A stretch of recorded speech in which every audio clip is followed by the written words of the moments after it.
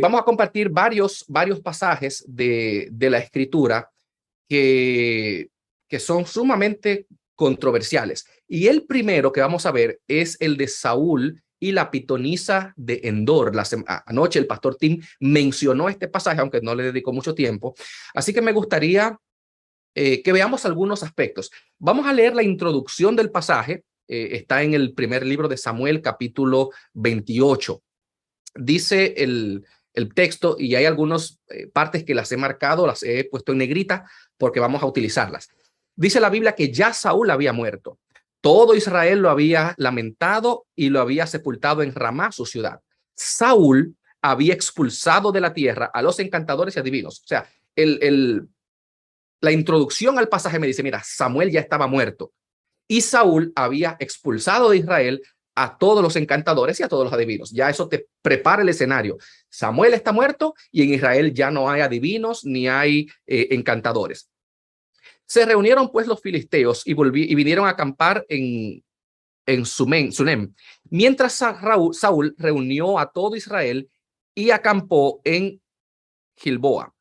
Cuando Saúl vio el campamento de los filisteos, tuvo miedo y se turbó sobremanera su corazón. Consultó Saúl a Jehová, pero Jehová no le respondió ni por sueños, ni por el Urim, ni por los profetas. Entonces Saúl dijo a sus criados, buscadme una mujer que tenga espíritu de adivinación para que vaya a consultar por medio de ella. El resto de la historia, ustedes lo conocen. Los siervos de Saúl dicen, bueno, hay una mujer en Endor que ella tiene espíritu de adivinación. Saúl se disfraza y va a donde ella. Al principio la mujer no quiere prestar sus servicios. Ella dice, tú sabes que Saúl está mató a los adivinos y los expulsó. Saúl le dice, yo te juro por Jehová que no te va a pasar nada. La mujer dice, bueno, ¿a quién tú quieres que yo te haga venir? Saúl dice, tráeme a Samuel. La mujer entra en trance, grita, exclama con gran voz, y entonces le dice, tú me engañaste porque tú eres Saúl. Y dice, no te preocupes, dime lo que tú has visto. Ella dice, he visto dioses que suben de la tierra. Estoy recitando de memoria, pero pueden leer la historia en primer libro de Samuel, capítulo 28.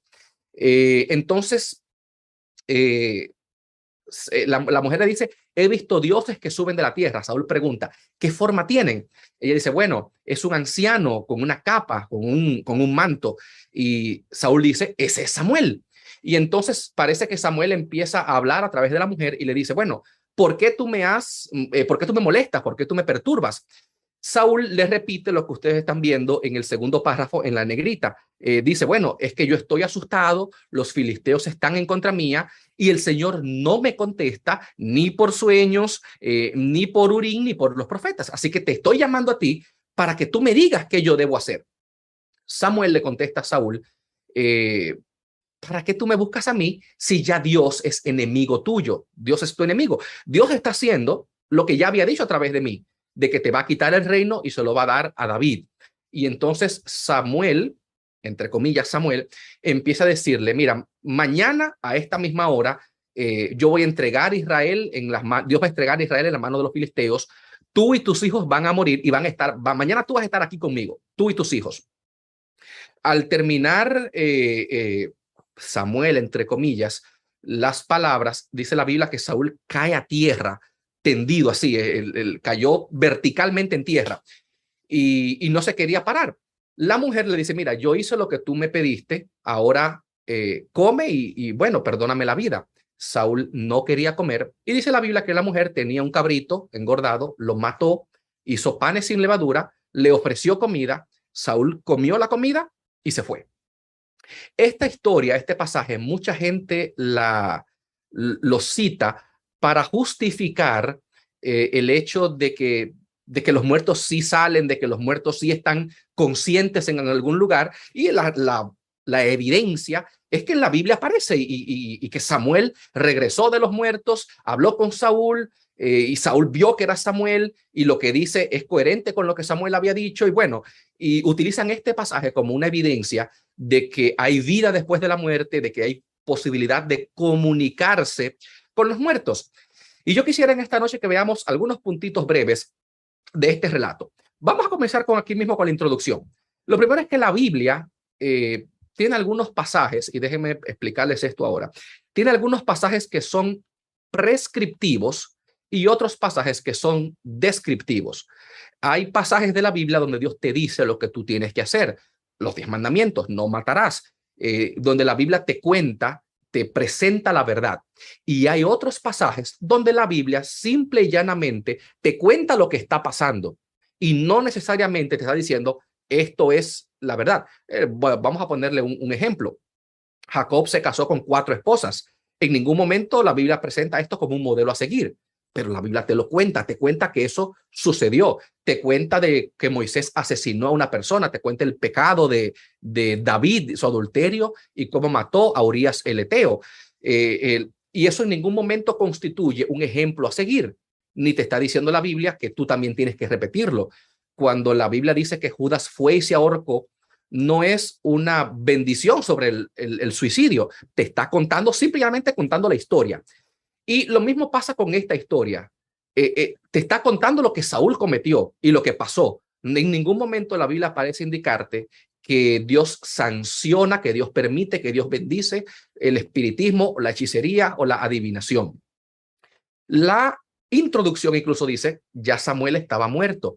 Al decirme la Biblia que Samuel estaba muerto y tú tomar esa declaración con el contexto general de la Biblia de que los muertos nada saben, de que Dios creó al polvo al hombre del polvo de la tierra, y que el ser humano al morir se desintegra, desaparece, deja de existir, ya la Biblia te está sentando la nota tónica de qué es lo que va a pasar, o qué fue lo que pasó con Saúl. También dice que Saúl había expulsado a los encantadores y a los adivinos. Así que esto va a jugar un papel importante porque Endor, y lo voy a decir desde ahora, probablemente Endor era una villa, era una aldea pagana. Posiblemente, muy posiblemente, no era un lugar donde habitaban israelitas, sino que Saúl, como no había adivinos en Israel, sale del territorio de Israel, sale a la tierra de los paganos a buscar una adivina. Lo otro que me llama la atención, y aparece desde la introducción porque sienta las bases para el relato, es que Saúl empieza el relato con un espíritu de miedo. Dice que cuando Saúl vio el ejército de los filisteos, Saúl se tuvo miedo y se turbó en sobremanera su corazón. Así que las acciones que Saúl cometió en esta historia, en vez de estar motivadas por su fidelidad a Dios, por su esperanza en Dios, por su fe, fueron acciones motivadas por el miedo. Un paréntesis dentro de la historia, el tema del suicidio es muy debatido en la rama de la ética. En la Biblia hay por lo menos 3 suicidios prominentes. Saúl se suicida, Aitofel se suicida, uno de los consejeros de David, que luego es consejero de Absalón, y por supuesto Judas Iscariote. Y en los 3 casos, el miedo y la desesperación aparecen como factores claves en los relatos. O sea, lo que le pasó a Saúl en esta historia y en el capítulo siguiente, cuando él se suicida, se puede ver como un resultado del miedo. Una persona que manifiesta fe en Dios no comete ese tipo de acciones, quitarse la vida.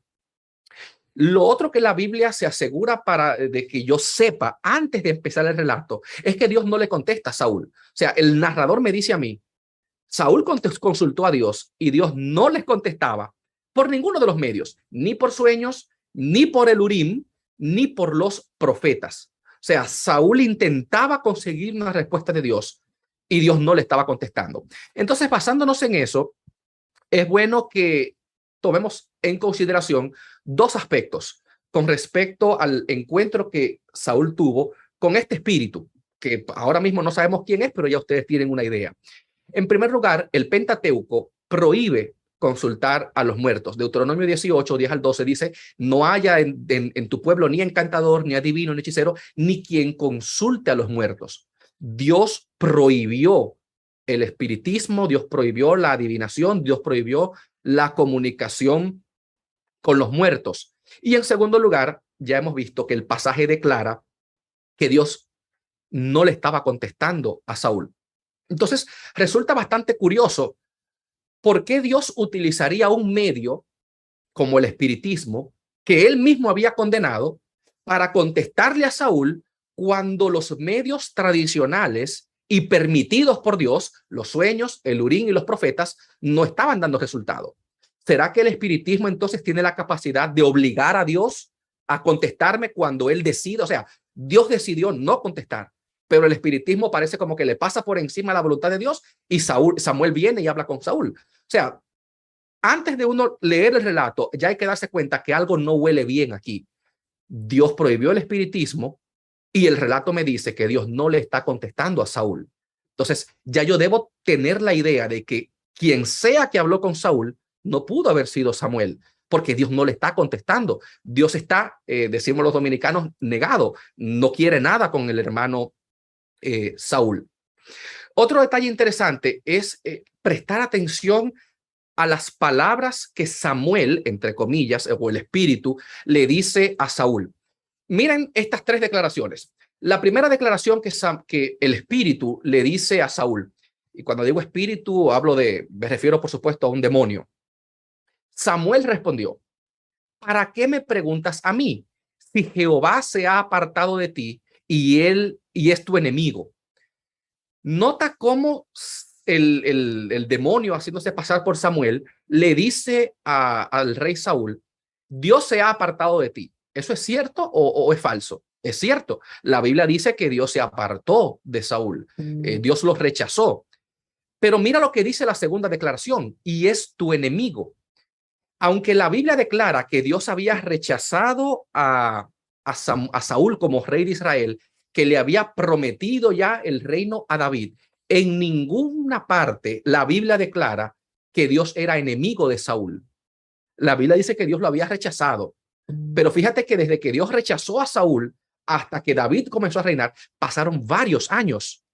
O sea, no fue un rechazo inmediato. Simplemente dijo que ya tú no te quiero como rey. Cuando tú mueras, le toca a David. Pero Dios en ningún momento mostró una iniciativa de terminar con la vida de Saúl. Así que vemos cómo este ser habla con el rey Saúl y le dice una verdad, Dios se ha apartado de ti, pero se la mezcla con una mentira. Dios es tu enemigo. Eso es mentira. Lo segundo, le dice la pitonisa a Saúl, junto contigo Jehová entregará a Israel en manos de los filisteos. Esto no se cumple porque Saúl nunca llega a caer en manos de los filisteos. Y ustedes saben muy bien que un profeta cuando dice algo se cumple. En este caso, el ser que habla con Saúl le dice, Dios te va a entregar en manos de los filisteos, pero Saúl no cayó en manos de los filisteos, Saúl se quitó la vida antes de que eso pasara. Y luego, la tercera declaración, el espíritu haciéndose pasar por Saúl le dice, mañana estarás conmigo, tú y tus hijos. En primer lugar, la Biblia declara que no todos los hijos de Saúl murieron en la guerra con los filisteos. De hecho, hubo uno que sobrevivió, Isboset, que fue rey por un tiempo en pugna con David. Este sobrevivió, así que no todos los hijos de Saúl murieron. Y la otra insinuación de esta declaración es bastante interesante, porque las personas que utilizan este relato como una evidencia de que las personas van al paraíso, van al infierno cuando mueren, pasan por alto que en este caso Samuel, entre comillas, le está diciendo a Saúl, tú y yo vamos a estar en el mismo lugar. ¿No te parece un poquito extraño que en el mismo lugar estén un profeta fiel al Señor y un rey impío que Dios rechazó y que incluso está consultando a los muertos y que se suicidó? O sea, esto no es coherente incluso con lo que presentan las personas que creen en la inmortalidad del alma, del hecho de que los muertos van al paraíso o al infierno. En este caso, Samuel, entre comillas, le dice, tú y yo estaremos en el mismo lugar, pero eso no es coherente con lo que otras personas entienden que la Biblia dice. Así que aquí hay algo que no está cuadrando. Entonces, ¿qué es lo que pasa aquí? ¿Qué es lo que está pasando aquí? Bueno, para entender, hay una palabrita que me llama mucho la atención y que nos va a aclarar el significado. Cuando la pitonisa hace su ritual, ella grita y Saúl le pregunta, ¿qué es lo que tú has visto? Ella dice, yo he visto dioses que suben de la tierra. Y esto es muy, muy importante para entender con quién fue que Saúl habló aquella noche. La palabra dioses, y acá está en la presentación, puedo dejarles esta presentación para que no tengan que preocuparse por anotar ni por tomarle foto. Pero la palabra para dioses es en el vocablo hebreo Elohim. Y esta palabra, junto con la palabra Ilú, que es la palabra de donde se deriva este vocablo Elohim, los hebreos la utilizaban, ¿verdad?, para referirse al Dios de Israel. Pero los paganos, especialmente los mesopotamios, utilizaban esta expresión dioses también para referirse a los muertos. De hecho, todavía hoy en día, la idea de referirse a los muertos como una persona, una especie de semidios, se mantiene vivo en muchas culturas.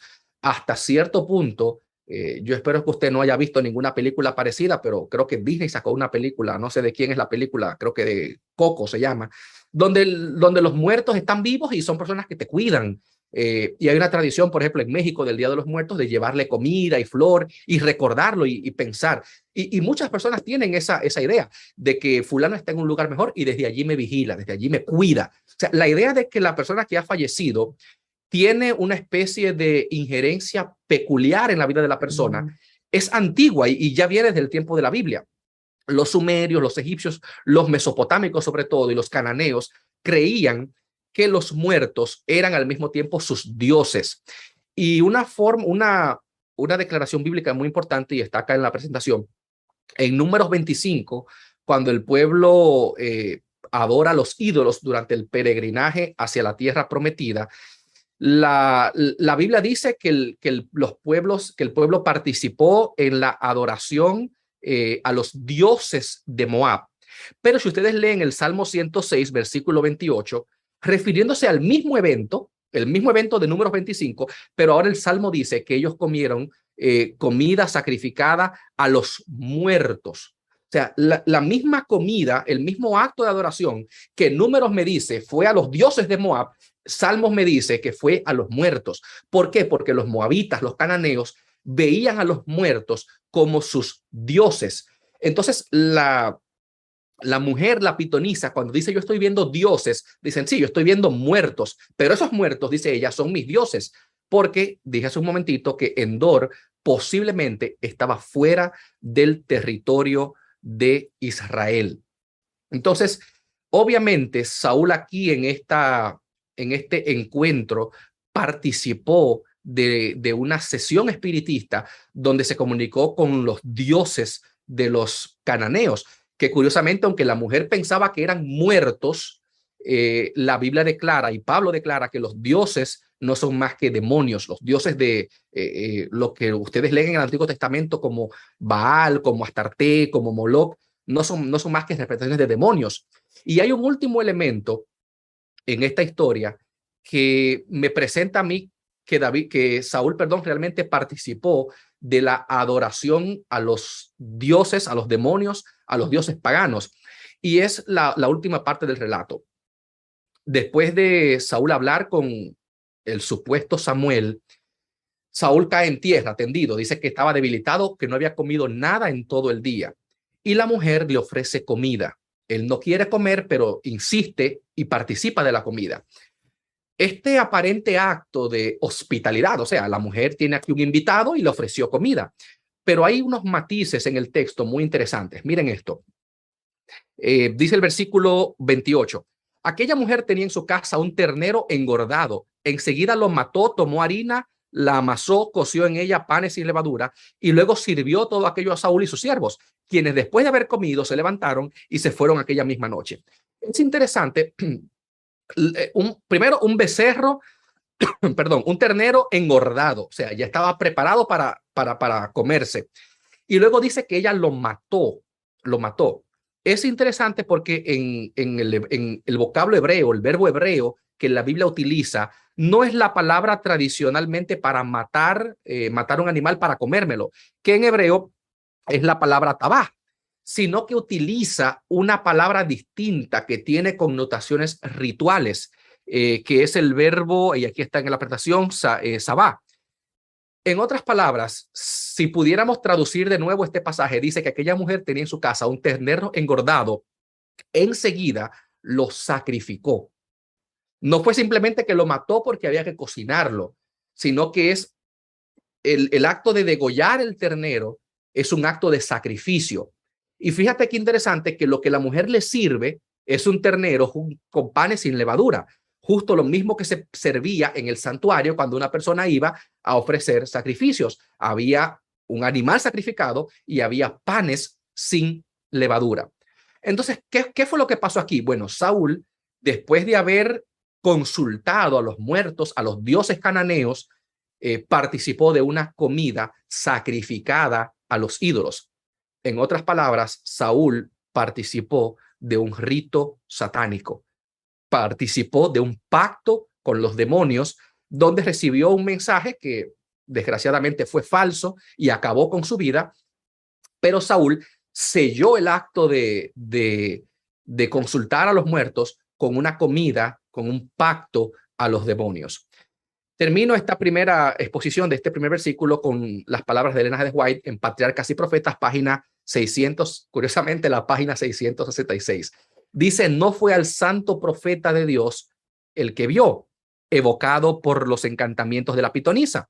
Samuel no estuvo presente en aquella guarida de los espíritus malos. Aquella aparición sobrenatural fue producida solamente por el poder de Satanás. Le resultó tan fácil asumir entonces la forma de Samuel como tomar la de un ángel de luz cuando tentó a Cristo en el desierto.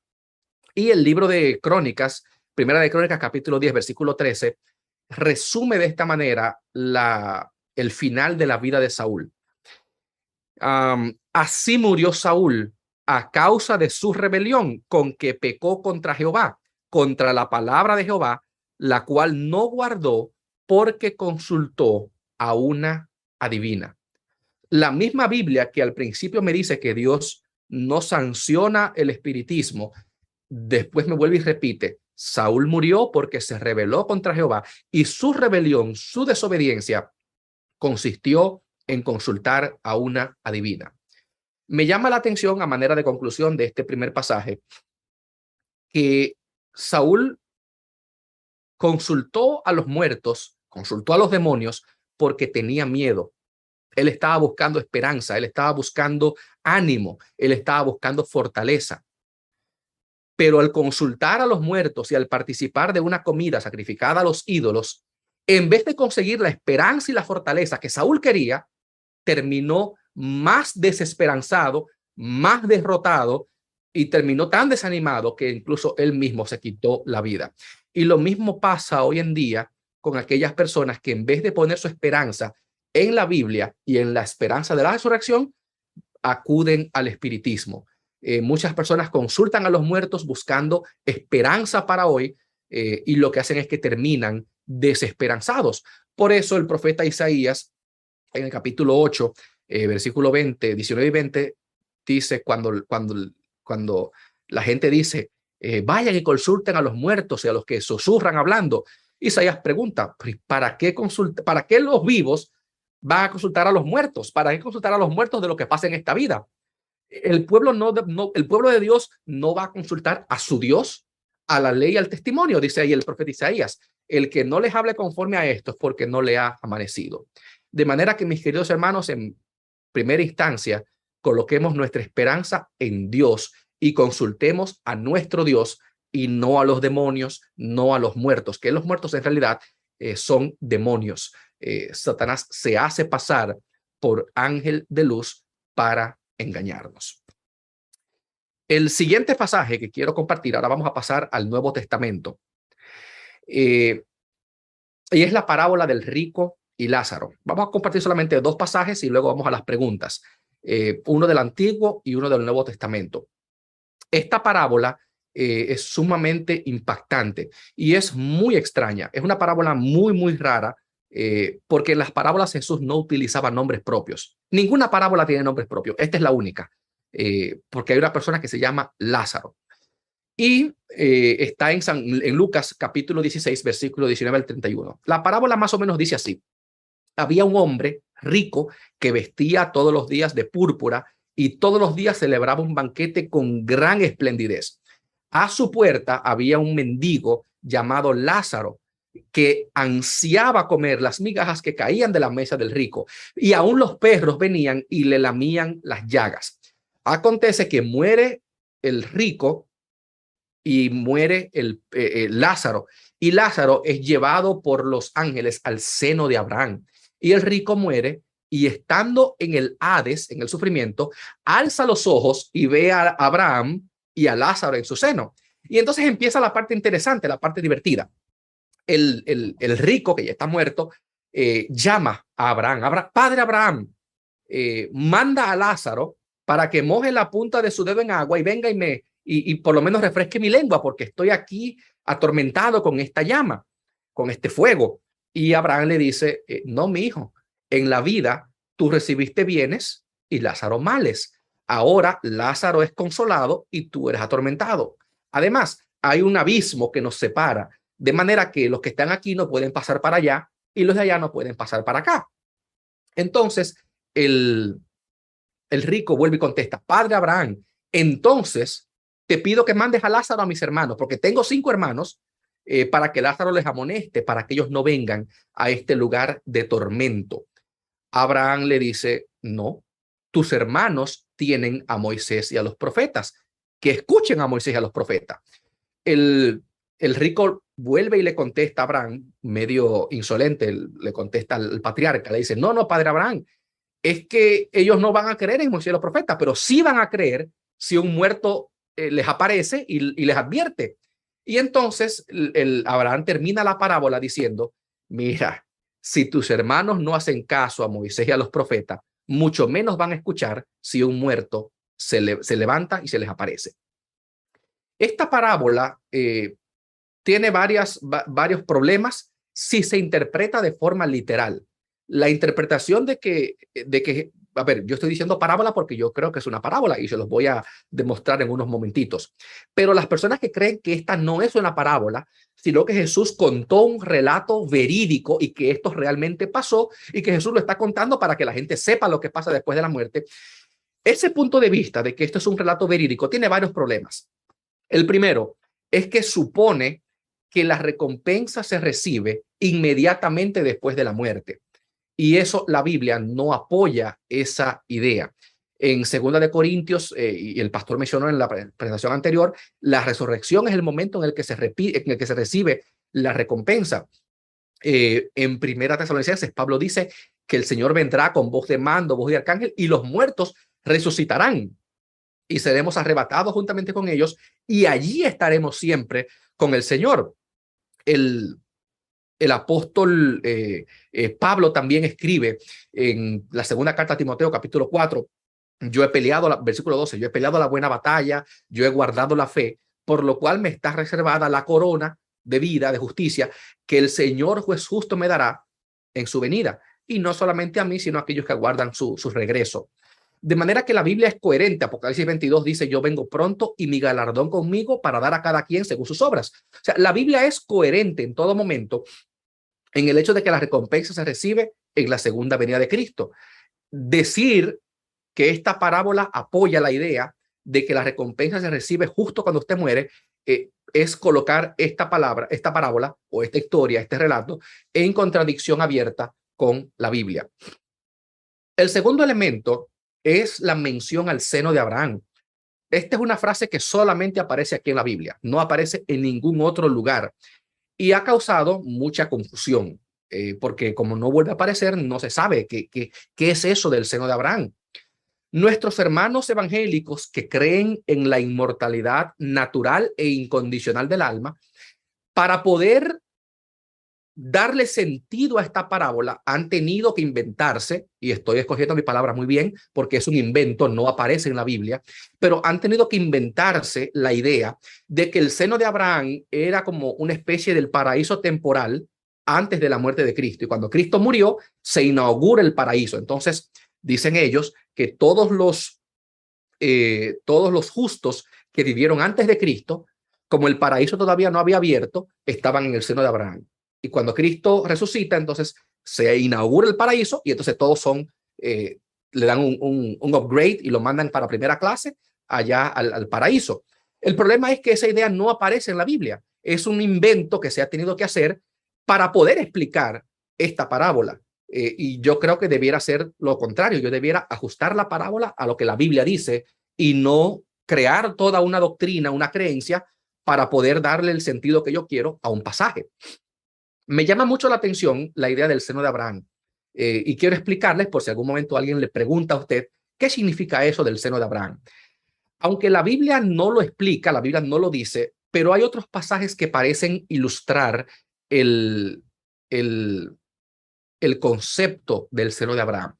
En primer lugar, llama mucho la atención que en los evangelios el paraíso o la gloria futura, el cielo, como usted lo quiera llamar, la esperanza bienaventurada para los discípulos y para los judíos del tiempo de Jesús, ¿saben ustedes en qué consistía?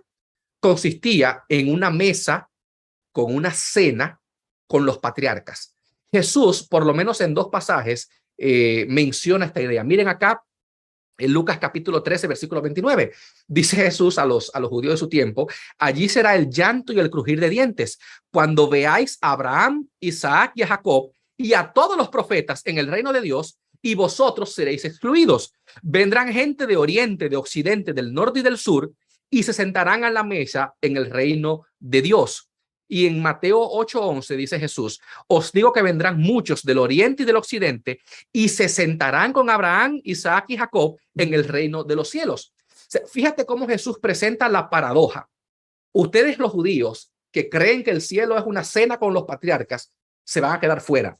Y allí será para ustedes el lloro y el crujir de dientes. Y no solamente eso, sino que ustedes van a ver a los paganos, a los extranjeros, a los gentiles, que ustedes creen que están excluidos de la gracia, sentados en la mesa con Abraham, con Isaac, con Jacob, con los profetas, y ustedes afuera. Curiosamente es lo mismo que pasa en la parábola. El rico está excluido y el pobre es el que está en el seno de Abraham. De manera que es preciso tener eso en cuenta, de que la concepción judía del paraíso, de la gloria, del cielo, de la tierra nueva, de la esperanza futura, era una cena con los patriarcas y los profetas. Y Jesús dice, ustedes se van a quedar fuera. No solamente eso. En la Biblia, cuando una persona era invitado a cenar, dentro de la cena no había sillas y mesas como hoy en día, sino que la gente cenaba recostada en el piso, la mesa era el centro y estaba en el suelo y la gente extendía la mano y tomaba la comida. ¿Cómo se llamaba? A ver si ustedes recuerdan. ¿Cómo se le decía o cómo se entendía quién era la persona que ocupaba el lugar de honor en una mesa? Jesús en Juan capítulo 13 celebró una cena con sus discípulos, la última cena. El discípulo que Jesús amaba, ¿dónde estaba? Dice la Biblia. Juan presenta, Juan capítulo 13 dice que el discípulo al que Jesús amaba estaba recostado sobre el pecho de Jesús. De manera que estar en el seno de Abraham, el seno de Abraham no es un lugar físico que se llama seno de Abraham. Estar en el seno de Abraham en esta parábola no es más que una metáfora para decir Lázaro ocupaba el lugar de honor en la mesa donde está sentado Abraham. Porque de la misma manera como Juan estaba en el pecho, en el seno de Jesús, porque estaba tan cerca que estaba recostado del maestro, de la misma manera entonces estar en el lugar de honor era estar en el pecho, en el seno de una persona durante la cena. De manera que el seno de Abraham no es más que una metáfora, una ilustración de Jesús para explicar que este pobre Lázaro ocupaba el lugar de honor en esa cena escatológica que los judíos creían que era el reino de los cielos, que era la esperanza futura. Por último, esta parábola dice que si se toma literal, los perdidos y los salvados están tan cerca los unos de los otros que se pueden hablar entre ellos. Y eso no parece muy bonito. No, a mí no me gustaría pasar la eternidad en un lugar donde yo, que me gustaría salvarme, pueda ver a la gente quemándose y llamándome y ven, ayúdame. Eso no suena muy paradisíaco. Así que tomar la parábola en sentido literal crea más problemas de los que resuelve. ¿Por qué yo digo que es una parábola? dos razones importantes, tres razones importantes. Número uno, porque comienza como una parábola. Lucas 16:19 comienza diciendo un hombre, había un hombre. Y es interesante que varias de las parábolas, por lo menos 8 parábolas en el Evangelio de Lucas, solamente en Lucas, comienzan de la misma manera. Un hombre, el buen samaritano, un hombre descendía de Jerusalén a Jericó, el rico insensato, un hombre tenía una herencia que había producido mucho y los graneros, etcétera. Ustedes conocen la historia. La gran cena, Lucas 14, un hombre hizo una cena y convidó a mucha gente. La parábola en la que la gente rechaza la invitación. La oveja perdida, un hombre tenía 100 ovejas y se le pierde una. El hijo pródigo comienza así. Un hombre tenía 2 hijos. El mayordomo infiel comienza así también. Un hombre rico tenía un mayordomo que lo defrauda. Y por último, la parábola de las 10 minas y de los labradores malvados comienza también con esa frase, un hombre. Entonces, cuando ustedes ven que en Lucas 8 parábolas comienzan diciendo un hombre, y el rico y Lázaro comienza un hombre, es como en español nosotros decimos, érase una vez en un lugar muy lejano. Ya usted sabe que así comienzan los cuentos de hadas. Entonces, para Jesús en Lucas, comenzar una historia diciendo un hombre era diciendo, esto es una parábola, esto es una historia. De hecho, había una historia muy parecida a la del rico y Lázaro en Egipto, llamada la historia de Sacme Camúas. Y los judíos, que había una colonia judía en Alejandría, tenían una parábola basada en esa historia egipcia, la historia de Ma Yam, que era un escriba bueno que pregunta qué pasa después de la muerte. Curiosamente, es la historia de un rico que muere y va al infierno, entre comillas, y un bueno, pobre, que muere y entonces va al cielo. Y es lo que se conoce como una historia de reversión, donde las cosas comienzan de una manera y terminan de forma invertida. Por último, notamos que esta historia está en un bloque de parábolas. Lucas 15, Lucas 14, la parábola de la gran cena, Lucas 15, la moneda perdida, la oveja perdida, el hijo pródigo, son todas parábolas. Lucas 16, el rico, el mayordomo infiel, y luego el rico y Lázaro. O sea, si comienza como una parábola y está en un grupo de parábolas, entonces el rico y Lázaro tiene más sentido entenderlo como una parábola. Ahora bien, los adventistas nos esforzamos mucho demostrando que esta parábola es una parábola y que no enseña la inmortalidad del alma. Entonces viene la pregunta, bueno, ¿y si la parábola del rico y Lázaro no enseña la inmortalidad del alma, entonces, ¿qué enseña? ¿Qué es lo que enseña? Bueno, varias cosas. En primer lugar, la parábola enseña que en esta vida usted decide dónde va a pasar la eternidad. Fíjate que Abraham le dice al rico, cuando el rico le pide, manda a Lázaro que me ayude. No, es que hay un abismo. Los que están de este lado no pueden ir para aquel, ni de allá pueden pasar para acá. En otras palabras, Abraham dice, después que una persona muere, es imposible cambiar su destino eterno. En lo que tú haces en vida determina dónde pasas la eternidad. Y después que tu destino queda sellado, ya no lo puedes cambiar. ¿Por qué el rico pide que Lázaro vaya y le predique a sus hermanos? Él dice, yo no quiero que mis hermanos vengan a donde yo estoy. O sea, el rico entiende que es la manera de vivir la que los llevó a ese lugar. Y él dice, si mis hermanos siguen haciendo lo que están haciendo, les va a pasar lo mismo que yo. O sea, lo que tú y yo hacemos en vida determina nuestro destino eterno. Una tercera lección, y Lucas es toma mucho en cuenta eso, cómo se usan los recursos económicos. Este rico tenía un pobre en la puerta y nunca lo quiso ayudar. Entonces, es interesante cómo en Lucas las riquezas constituyen un obstáculo para seguir a Jesús. En Lucas 12, el rico insensato. Y el libro de Hechos, que lo escribió el mismo Lucas, presenta a los verdaderos discípulos de Jesús entregándolo todo, incluyendo sus riquezas, su dinero. Bernabé vendió su herencia para la causa. Entonces, el dinero juega un papel importante también en el Evangelio de Lucas y en el libro de los Hechos. Y por último, y con esto termino, casi siempre en las historias la moraleja está al final. Al final de la parábola, ¿qué hay? Bueno, el rico pide manda a Lázaro para que mis hermanos se arrepientan. Abraham dice, no, tus hermanos tienen a Moisés y a los profetas, tienen la Biblia. El rico dice, no, pero es que la gente, mis hermanos van a creer más si un muerto se resucita y les aparece a que si leen la Biblia. Y entonces Abraham dice una frase muy importante. Si no le hacen caso a Moisés y a los profetas, mucho menos caso le van a hacer a un muerto que resucite.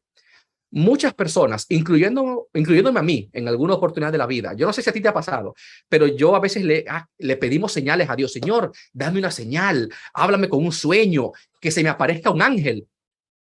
Pero muchas veces nosotros que pedimos señales y que pedimos manifestaciones gloriosas de la voluntad de Dios, se nos olvida que tenemos a Moisés y a los profetas. Tenemos la Biblia. La Biblia es la palabra de Dios. La Biblia presenta la voluntad de Dios. Y cuando una persona no escucha la Biblia, cuando una persona no le hace caso a lo que está en la Biblia, ni siquiera un muerto que resucite te va a hacer creer. Porque si tú no crees a la Biblia, que es la revelación suprema de Dios, mucho menos vas a creer en cualquier señal, prodigio o milagro que Dios te mande. De manera que cuando tú tengas la tentación, como me ha pasado a mí, de pedirle a Dios una señal sobrenatural y una manifestación gloriosa, recuerda que tenemos la Biblia. Y la enseñanza final de la parábola es, lee la Biblia, porque en la Biblia está la voluntad revelada de Dios. En vez de andar pidiendo milagros, dediquemos tiempo, mis hermanos, a leer la Biblia. Un último detalle curioso de esta parábola.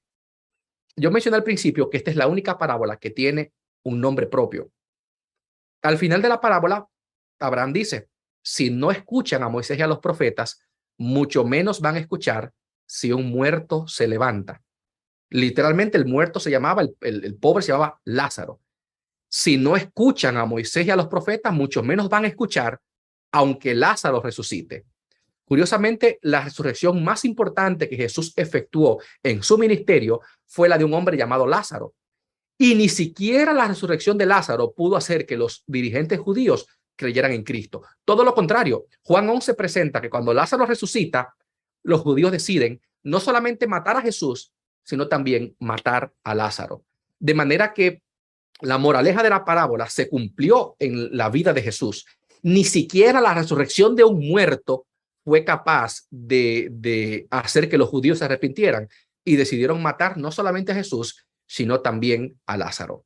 Hay muchos otros pasajes que podemos estudiar, pero he seleccionado estos dos, uno de Antiguo y uno de Nuevo Testamento, para darles ahí un poquito de herramientas a la hora de explicar la lección.